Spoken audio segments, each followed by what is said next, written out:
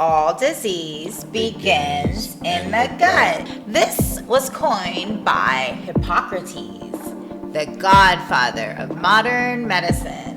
Excessive alcohol, and in some cases, even wheat gluten, industrialized dairy, beers, and things like that, which have wheat gluten in them, may cause some antagonistic allergies, may cause some symptoms for you. Welcome to Food Farmacy, where we assess food as medicine. I'm your host, Sarah Sloan, certified NCP, and this is my charming and funny co-host, Uncertified Brian Adams.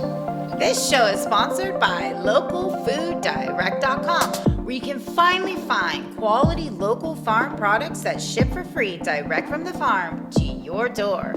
If you're a farmer or a producer of quality local products in the U.S.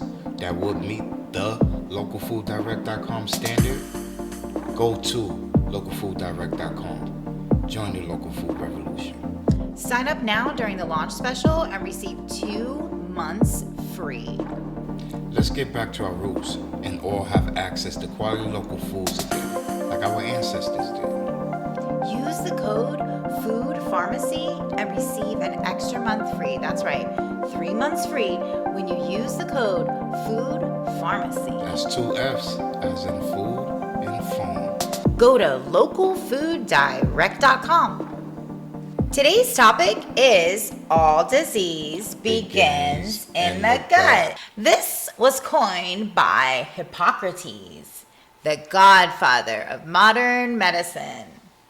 Let's get into the history. It's gaining scientific validation. While not all diseases originate in the gut, research increasingly supports the idea that a healthy gut microbiome is crucial to overall health and well-being, that gut dysbiosis and imbalance in the gut bacteria can contribute to various diseases. So what is a healthy microbiome? Well, your microbiome is really just the environment inside of your stomach, which is filled with all kinds of little living bacteria that eat all of your digestive waste. And there's good bacteria and bad bacteria that get in there, and creating a good microbiome is creating all kinds of good bacteria in your stomach instead of bad bacteria that do all the right kind of things and eat all the good, take care of all of the digestive tract and eat all the things that they need to eat. Okay. To digest it. You hear like prebiotics, probiotics, and these types of things attribute to that, which we're going to get into more of that when we get to our recommendations. Okay.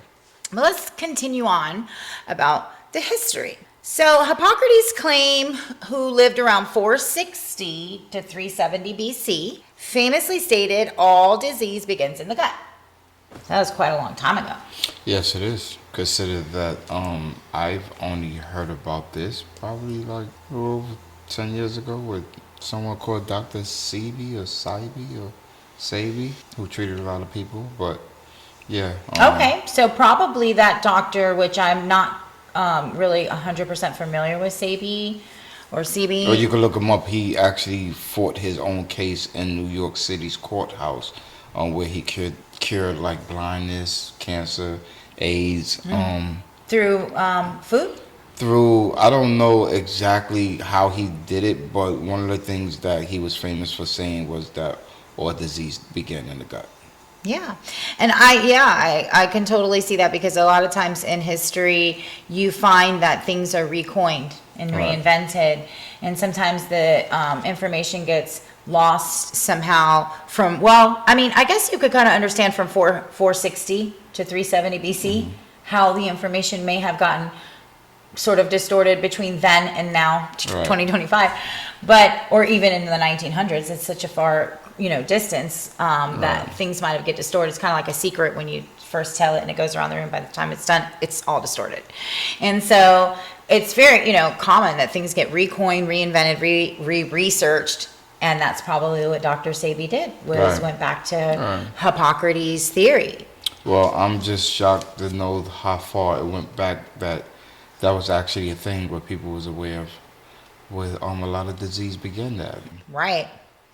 Modern scientific support, while not claiming all disease originate in the gut, modern scientific research increasingly supports the idea that gut health plays a crucial role in overall health. So the gut microbiome, which consists of trillions of bacteria, viruses, and fungi, play a vital role in the digestive, immunity, and even mental health. So that's, something I didn't touch on, is that it not only plays a huge, those trillions of bacteria, those microbiomes, not only play a health in the digestive health, mental health, right?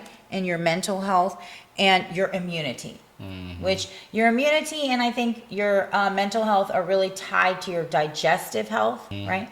So obviously having conquered the digestive health, you'll innately sort of, improve those symptoms of your immunity and your mental health, right? So that makes sense. They tie together. What is gut dysbiosis and disease? An imbalance in the gut microbiome. Dysbiosis is linked to various diseases, including digestive disorders, autoimmune conditions, obesity, and even mental health issues. So two more facts I wanted to add is that digestion must be working properly in order to get nutrients in. So if you're taking vitamins, supplements, anything like that, or you're eating high nutrient dense foods, taking protein shakes and things like that, your gut health must be in good working order in order for those nutrients to actually be delivered throughout the body to the necessary.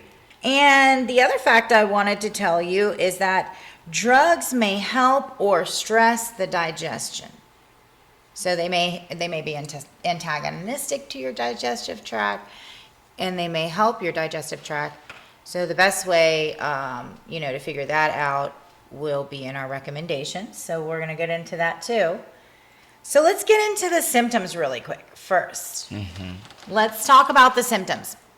What are some of the symptoms if we do not have a healthy microbiome and a healthy gut? Remember, dysfunction health and dysfunction, and mostly digestive health begins from north to south. So it is a north to south process. So everything must be in good working orders, beginning with your sympathetic nervous system. When you're eating, we're doing mindful thinking to begin with. We're smelling, we're sensoring, and we're doing all of those things. Then digestion begins with our tongue, our saliva, our teeth, our chewing. You can have obviously nutrient deficiencies like we spoke about. Without good gut health, can't get those nutrients delivered. Irritating substance may damage your gastric mucosis. Acid blocking medications. Our liver health, the main role our liver has in digestion is to make bile. Without functioning enzymes, you can have dysbiosis, constipation, diarrhea, leaky gut. You can have chronic issues symptoms could be autoimmune disorders, anxiety, depression, mental issues. So many, the list goes on, which is really why we're here, why Food Pharmacy is here, right? Is it's about gut health. It's about digestion, because all disease does begin in the gut, and that's why we're here to assess food as medicine and what we can do to keep that all in good working order, which leads us to our recommendations.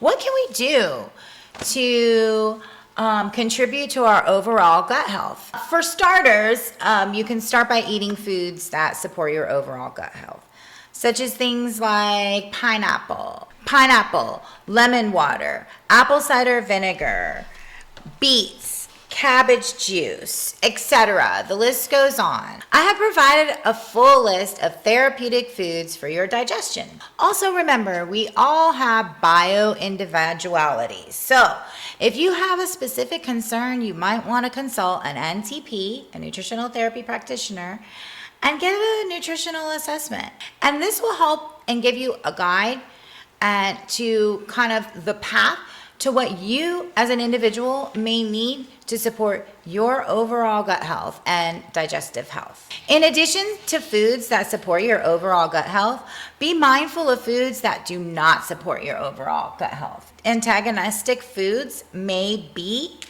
Things such as refined sugars, artificial dyes, excessive alcohol, and in some cases, even wheat gluten, industrialized dairy, beers, and things like that, which have wheat gluten in them, may cause some antagonistic allergies that may cause some symptoms for you. And last two things I want to share with you. If you want to find out what are your bio-individual needs and what kind of foods your body sort of like is receptive to and not receptive to, you can check 5 strands hair test. Apparently, they take a piece of your hair and you send it into them, and they will give you the results of what your bio-individual food needs are. So, and the last thing I want to tell you is watch In Defense of Food, based on Michael Pollan's book, An Eater's Manifesto. Join us next time where we assess how to read food labels.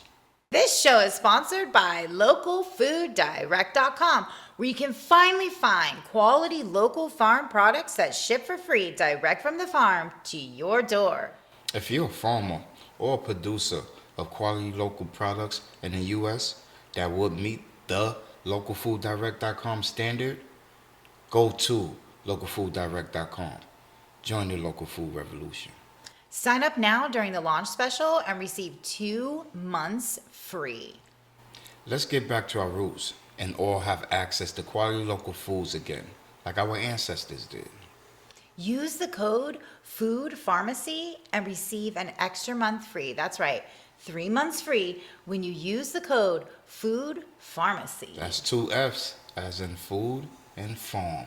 Go to localfooddirect.com.